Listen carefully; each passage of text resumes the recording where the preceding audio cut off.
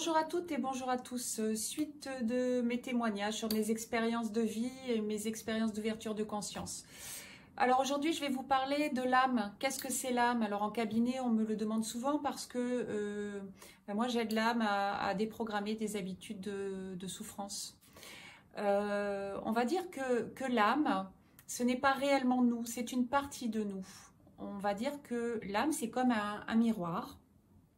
Et que cette âme, à force d'incarnations successives, eh ben, on va dire qu'elle est cassée, elle est comme fragmentée, voilà, en multiples morceaux.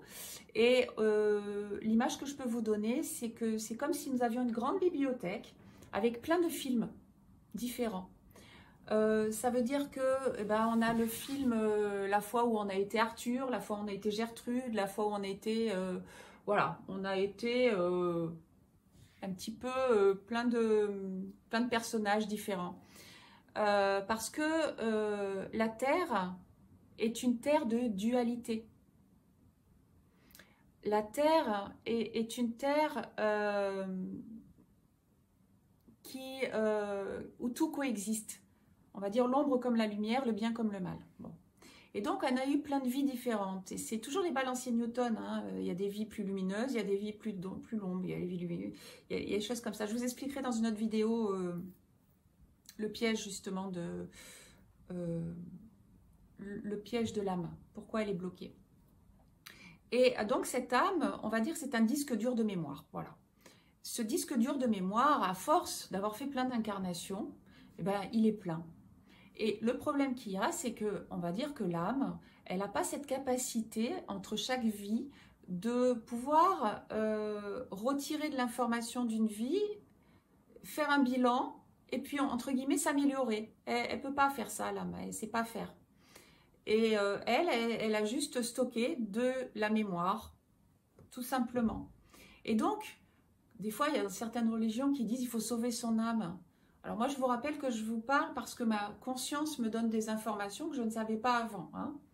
Je n'ai pas la vérité. Ce n'est ni vrai ni faux. C'est une possibilité de voir sous différents angles de vue. Je vous donne une possibilité de voir ces informations sous un autre angle de vue. Mais en aucun cas, je ne vais à l'encontre de vos croyances. Ça veut dire que vous pouvez tout à fait arrêter cette vidéo. Il n'y a aucun problème pour moi. Je vous parle de ma vérité qui n'est que ma vérité. Voilà. Donc, on va dire que cette âme, il ne faut pas sauver l'âme, il faut déprogrammer l'âme, à l'image d'un oignon. Quand on a eu, imaginez des vies au Moyen-Âge, quand on a vécu des traumas, on est mort de faim, on a perdu, on a des habitudes donc de peur, des habitudes de souffrance, donc comme l'inconscient collectif. Qu'est-ce qu'a compris l'inconscient collectif de l'humanité? Qu'après la guerre, il y a la paix, après la paix, il y a la guerre. Il y a des riches, il y a des pauvres, il y a des puissants, il y en a qui ont le pouvoir, il y en a qui n'en ont pas. Il y a le manque. Il y a la peur, il y a la faim, il y a la souffrance. Donc à la fin, à chaque fois, on meurt. Hein? Donc l'âme, elle est là-dedans. Et l'âme, elle est en lien avec notre ego, avec la voix qui papote dans notre tête. Avec ça, il faut... Vous savez, il y a ma petite BD là qui vous explique les comportements de l'être humain. Vous pouvez la télécharger et voir un petit peu comment ça marche, le système de survie, le mental ego, le système analytique.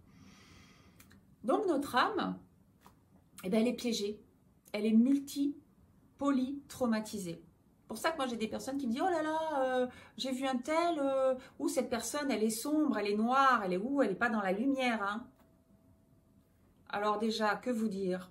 Quand vous trouvez que quelqu'un est dans l'ombre, c'est que vous-même, vous savez déjà ce que c'est l'ombre, hein, autrement vous ne pouvez pas voir quelque chose que vous ne connaissez pas. Donc déjà ça nous parle de soi, quand on voit ce genre de choses chez l'autre. Bon, très bien. Et ensuite... effectivement, quelqu'un qui peut-être a des comportements, entre guillemets, mauvais, c'est peut-être pas parce que c'est un être méchant, c'est peut-être que parce qu'il est polytraumatisé. Voilà. Parce que, et je peux vous dire, hein, moi, dans mon cabinet, quand je vois, alors je parle de l'iceberg du dessous, parce que le mental analytique n'a que des informations au niveau du conscient, donc des pensées, hein, lui c'est des trucs, hein, il sait où sont les problèmes, c'est souvent la faute des parents, la faute de je sais pas quoi, mais la réalité c'est que c'est l'inconscient, le subconscient et puis le reste qui nous manipule, et qu'on a plein d'informations, mais on n'a plus accès. Voilà. Et moi quand j'ai accès aux informations des personnes que j'accompagne, je peux voir qu'ils sont Ils se tirent des balles dans le pied en définitive. Hein. Ils sont dans de la souffrance chronique. Ils veulent continuer à se battre. J'ai même une cliente la dernière fois qui me dit « Christelle, hein, surtout, tu m'enlèves pas la peur. Hein. » Je dis « Mais pourquoi ?» Parce que la peur, donc elle surveille, hein, que rien ne va rien se passer, qu'il ne va pas se passer quelque chose de mal dans sa vie. Donc elle surveille, elle veut garder la peur comme vigilance. Elle pense que la peur, c'est positif. Parce que l'âme souffre du syndrome de Stockholm. Nous souffrons du syndrome de Stockholm. Nous avons tellement vécu d'incarnations successives que c'est même plus de la réincarnation, c'est du recyclage. Ça, c'est ma conscience qui me l'a montré. Et quand je l'ai pris en pleine tête comme ça, je peux vous dire que pendant quelques temps, ça a été très compliqué pour moi, j'ai bugué. Donc, je ne veux pas vous faire bugger. Hein, donc, next, pensez plus à ce que je viens de dire. Mais que effectivement, notre âme, elle a des habitudes de souffrance. Et que si on ne la déprogramme pas, eh ben, on va continuer à, on va dire, alors c'est toutes les fois où on dit, voilà, je pense pas à moi, il faut que je pense aux autres. C'est pas bien de penser à moi. Ça, c'est de l'éducation, c'est de la mémoire, c'est des comportements. Parce que si on n'est même pas capable soi-même de penser à soi, comment on peut faire pour aider les autres? D'accord? Si on n'est pas capable de se donner, de donner quelque chose, et qu'on s'aime que quand on donne, c'est qu'on s'aime de manière inconditionnelle. Ça, c'est encore autre chose. Bon. Et effectivement, notre âme, elle a l'habitude d'avoir peur, d'habitude de souffrir, et elle pense que c'est positif dans la souffrance. Moi, très souvent en séance, je suis obligée en hypnose de déprogrammer la souffrance, c'est positif, j'apprends bien dans la souffrance. Donc c'est là où je dis qu'on ne peut pas juger les gens, hein. Il ne faut pas les juger, hein, parce que moi quand je vois réellement ce qu'il y a dans vos icebergs du dessous, là, parce que je peux le voir, parce que j'ai vu le mien, hein, en premier, en priorité, que vous dire, on est tous bloqués, on est tous prisonniers de ces comportements qui sont des habitudes incarnatoires successives. Hein. Même ceux qui disent que je n'y crois pas, c'est pas grave. Moi je ne crois pas à l'oxygène que je respire, parce que je ne le vois pas non plus. Donc tout va bien, moi je ne crois plus de toute façon à ça, puisque maintenant je sais. Donc j'ai plus besoin de croire. Celui qui croit, qui a besoin de croire, c'est celui qui doute, qui ne sait pas. Bon, je dis ça, je dis rien. Mais voilà, tout ça pour vous dire que notre âme, elle n'a pas la capacité de s'améliorer de vie en vie. C'est comme ça. Je vais vous faire une autre vidéo pour vous expliquer.